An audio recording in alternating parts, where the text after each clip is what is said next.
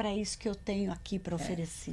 Né? E o que eu vejo muito hoje em dia são as marcas trabalhando nesse sentido quando elas trabalham com as suas identidades. Isso, né? isso. Quando a marca trabalha com uma identidade, ela trabalha ali com elementos que estão apoiados em princípios, em valores, em uma manifestação do elemento fundamental dentro da marca. E aí, com isso, ela traz essa conexão mais profunda com o seu consumidor ou com o seu público, muitas vezes seu admirador. Às vezes ele não é nem consumidor, mas ele admira aquela marca. E um dos papéis hoje em dia das empresas é o quê? Ajudar esse consumidor a efetivamente descobrir essa sua identidade. Então, as marcas hoje em dia elas têm um papel de educar. Né? Elas têm um papel de educar a sociedade, de educar aquela população em relação talvez a princípios e valores que já estão dentro dos indivíduos, mas que ainda eles não reconheceram. E aí vale a pena uma coisa bacana. Você sabe que um dos temas que eu trabalho sempre com os meus alunos nessa disciplina que eu dou, que é Psicologia e Consumo, é a diferenciação entre o que a gente chama de personalidade e identidade. Para quê? Para que a gente os ajude a perceber primeiro esse elemento da essência, que está na personalidade.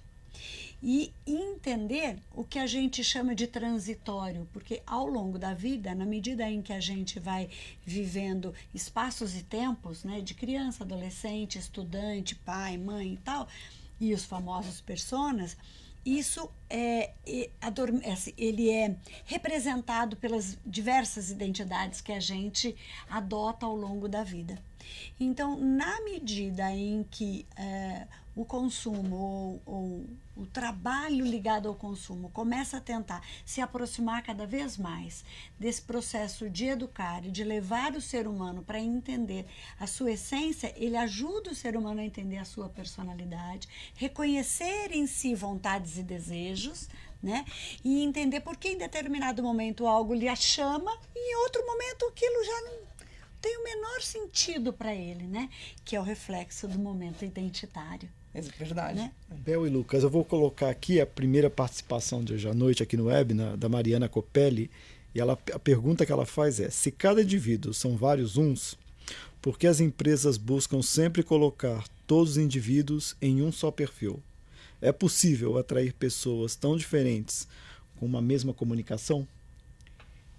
Boa pergunta, Mariana. Vamos ver como é que os colegas aqui saem. Deixa eu começar a tentar responder essa pergunta da Mariana, que foi ótima. O que eu vejo? Eu vejo que muitas vezes as empresas buscam fazer isso por uma resolução simplista de redução de custo. Né? O primeiro aspecto é esse. Né? Eu vou fazer algo que seja geral e genérico e vou tentar colocar para todo mundo. Né? E aí quem aceitar isso aqui vai virar meu cliente. Só que isso cada vez mais vem funcionando menos. Né? A gente precisa cada vez mais e com mais profundidade entender nosso público, entender nosso mercado, fazer as nossas segmentações e inicialmente identificar qual é a sua identidade. Porque a sua identidade você constrói de dentro para fora de uma organização. Então você constrói o que a organização tem mais de nuclear, ela constrói a sua identidade e por meio disso ela faz a sua proposta de valor e coloca no mercado.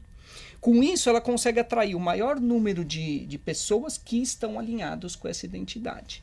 E o passo seguinte é também fazer as pesquisas para entender o seu público, né? Fazer as segmentações necessárias. E aí sim, talvez você gaste o mesmo dinheiro, só que com muito mais foco e com muito mais eficiência. E utilizar, hoje em dia, cada vez mais, todas as ferramentas que existem para interagir com o consumidor. Hoje em dia, as ferramentas digitais, elas são maravilhosas, elas são interativas, elas são dinâmicas, plásticas, né? E no final, elas tentam fazer uma mimetização da realidade, ser humano com ser humano.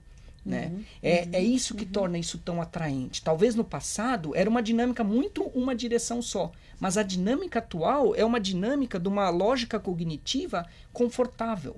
Porque o ser humano gosta de se relacionar com seres humanos, né? O ser humano fala que o cachorro dele está feliz ou triste, mas feliz e triste são comportamentos humanos.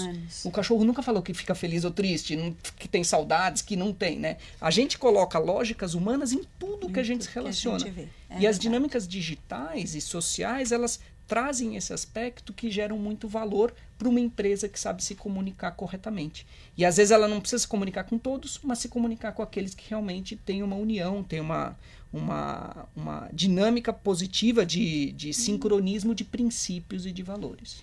E tem, acho que, só complementando, porque acho que a sua resposta foi bastante interessante, só complementando e trazendo aqui para um outro lado, eu tenho me preocupado muito com isso, sabe, Sérgio? Porque o que a gente percebe? A psicologia tem um autor que eu gosto muito, que chama-se David Kolbe, que a gente usa nas nossas metodologias ativas.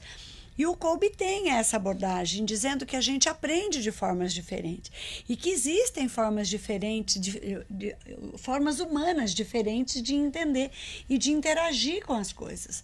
Nessa perspectiva, se eu não fizer a segmentação, inclusive da forma de comunicar meu produto, por hipótese, eu vou atingir um público menor.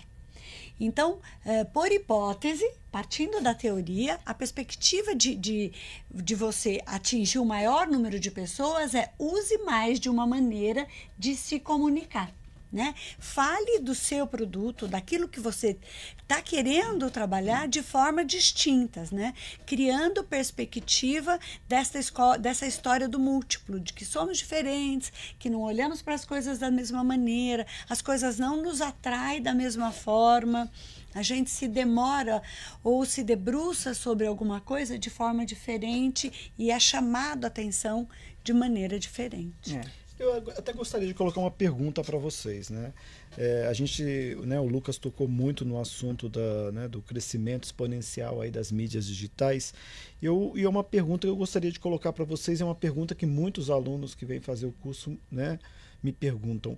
Como que as ciências sociais, as ciências comportamentais e cognitivas, elas podem caminhar junto, somar para os profissionais da área de inteligência de dados, analytics, big data, machine learning. Essa é uma área que tem crescido bastante aqui, os nossos cursos têm atraído muitos alunos, mas o Master em Ciências do Consumo Aplicada tem um diferencial, da gente talvez dar um tratamento mais especial ao lado humano, ao comportamento, né? Então eu gostaria de ouvir de vocês como a gente pode somar isso. Perfeito. Eu acho que essa questão digital e social é uma faca de dois gumes. Né? O primeiro aspecto é o quê? O ser humano ele tem como base um comportamento que chama preguiça e comodismo. Né? O ser humano ele tem como um comportamento principal ser preguiçoso e comodista. E aí o que acontece? Né? Eu adoro ver notícias que me agradam. Né? Então, se eu tenho uma ferramenta social que coloca notícias que me agradam, eu não vou sair dali. E quanto menos eu pensar, melhor. Né? Porque eu guardo essa energia para alguma outra coisa. Né?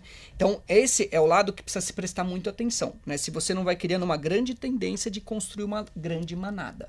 Né? Porque as interações sociais, e quanto mais elas são realistas, elas exigem menos do seu cérebro imaginar, menos do seu cérebro pensar e menos dele tomar ações e decisões racionais. Né? Quando eu leio um livro, eu tenho que usar meu cérebro, minha imaginação, tudo isso, meu cérebro está funcionando. Quando eu faço uma equação matemática, mais ainda. Mas quando eu vejo um vídeo, quando eu vejo uma imagem, meu cérebro funciona em outras áreas e talvez ele não é tão exigido. Então, essa é uma lógica da dinâmica social. Mas, por outro lado, como eu disse, ela traz uma abertura de você ter uma relação quase que humana, né? Uma relação quase que pessoal. Né? E uma relação que explora tanto aspectos que não são tão interessantes como uma fofoca, né? Você vê que fofocas na internet é um negócio que é tipo, né, fogo em pólvora, né? Quanto assuntos que podem ser muito valorizados de educar o consumidor, de fazer o consumidor entender qual é a sua proposta de valor, porque ele é sustentável, porque ele faz bem para o todo, porque ele consegue trazer uma proposta de valor mais interessante. E na hora que a gente usa só o Big Data, né, o Big Data puro, ele vai por vezes só atrás do efeito. Ele analisa muitos efeitos, né, e com essa análise de efeitos, ele busca trazer e tentar chegar nas causas. Né? Se ele vai chegar numa causa raiz, se ele vai chegar numa causa fundamental, a gente precisa ver com o tempo. Né? Até hoje em dia a gente vê poucos softwares, poucos dinâmicas, né, que chega naquela causa daquele indivíduo que a gente chamou, né? O indivíduo nuclear ali que traz o prazer real.